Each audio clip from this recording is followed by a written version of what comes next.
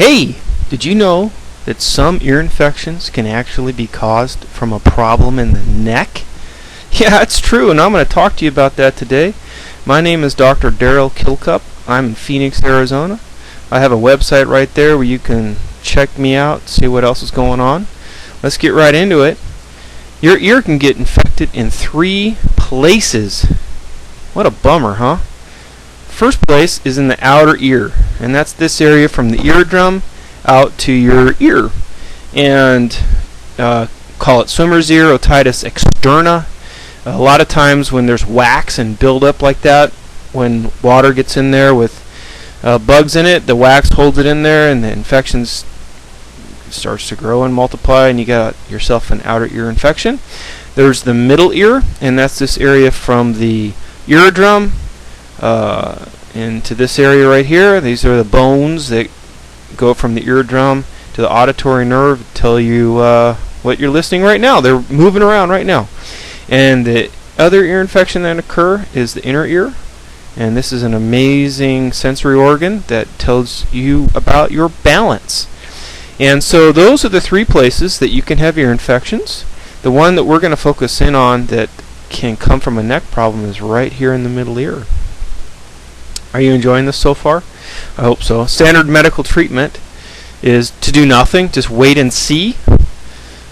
Good old antibiotics. I wrote a great important article about antibiotics, and you should read it right there.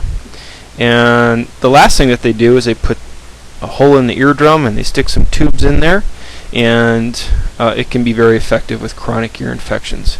But we're going to talk to you today about how you can avoid having to have any of that. So, why does an infection in the middle ear happen?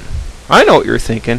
You're thinking, Dr. Kilcup, don't you know it comes from all those bad bugs? Those germs cause those ear infections, and you end up getting all sick because of those bad bugs. You know, you're right. They do cause those bugs, but sicknesses. But let me ask you a question. Aren't those germs always there? Aren't you surrounded by germs every day? See this tube right here? This eustachian tube? You know what's right here? This is the throat. You think the throat has some germs in it? You better believe it. It has lots of germs in it. And those germs, they make their way all the way up into the ear, in the middle ear, and they're there all the time, every day. From the day you're born to the day you die, and those bugs eat you alive, or eat you dead. The bugs are there. They're always there. So how come you're not sick every day? How come you don't have an ear infection every day if they're always there? I think there has to be something else going on other than those bad bugs. Bad immune system can cause it. Many times we get sick because our immune system is terrible. But in this situation, in the middle ear, there is another cause that is very common, and we're going to talk about. Let me ask you a question. Why do they put tubes in the eardrum right here? Why do they do that? Why do they punch a hole in here, stick a tube in there? I'm telling you right now, it works very well. When they put tubes in ears, kids with chronic ear infections don't have them anymore. How come? Well, guess what? Those bad bugs can't stand oxygen. They're anaerobic. It means that they flourish in a non-oxygen environment. And when you put a hole in that eardrum, you fill that cavity up with air, and those bad bugs just die out. Are you seeing what I'm seeing when you look at this picture? Check it out. Seriously. Isn't that a tube right there? I told you this goes into the back of your throat, sinus cavity. Do you think there's air in there? Of course there is. So oxygen gets into this middle ear, right? Through this tube. Why do you need to put another hole through the eardrum? What's going on here? What's going on? Let me tell you something. That tube can get blocked. It gets blocked all the time, especially in kids. And when it gets blocked, then those anaerobic bad bugs multiply, and you end up with an ear infection. Very interesting. So, let me ask you a question. The whole point of this whole video. When is an ear infection really a neck problem? Well, when the neck is causing the eustachian tube to become blocked. Duh! When the neck is causing the eustachian tube to get kinked. You say, what are you talking about, Dr. Kilcup? Let me show you what I'm talking about.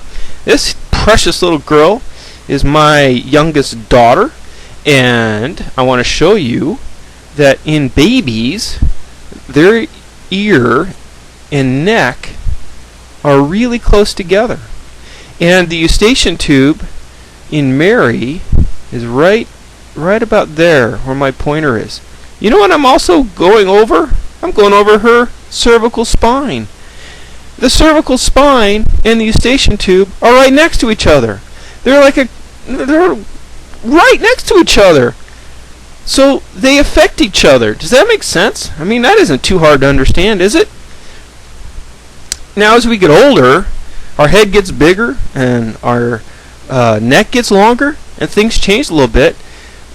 This is another one of my daughters, and you can tell this is the bottom of her ear where my finger is, and I'm pointing at the top bone in her neck, and you can see that it's below her ear. Her eustachian tube is up in here. But in sweet little Mary, her eustachian tube is here. When Mary's neck or head is a little off, it's going to affect her eustachian tube directly. In Bethany, it's not going to be as direct, but it'll still have an effect. And you can see here, it's a pretty cool picture of the eustachian tube and the angle. See how it's more horizontal here and more vertical here? It's just because as we grow, things lengthen out. So how can the neck block the eustachian tube? We kind of already talked about it. When the muscles of the neck are tight and balanced, when the bones of the neck are crooked, not lined up right, basically when the neck doesn't work right, it causes everything in the neck to get squished. Those eustachian tubes, they're not PVC pipes, they're not copper tubing, they're fleshy little tubes that you could squeeze very easily. If you took them out and squished it, it would take no strength at all to squish it.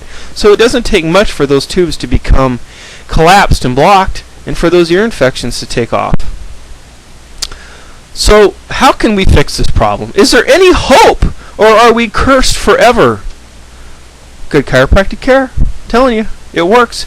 I've been a chiropractor for 21 years, and before God, I tell you, I've never had a child with chronic ear infections not respond. It would seem almost miraculous to chiropractic care. And it's really not that miraculous. It actually makes perfect common sense. We just get their neck working right. Doesn't take much care. They respond very quickly.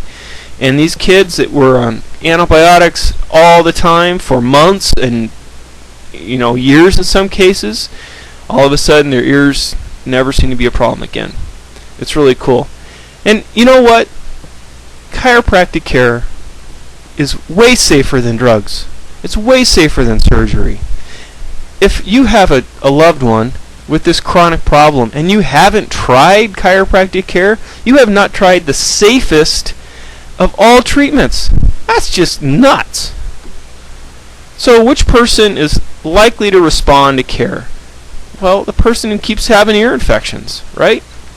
And if you keep having ear infections and you keep getting antibiotics and they keep coming back over and over and over and over again, and you don't try anything new, don't you think you're crazy? I mean, seriously. You got to try something new.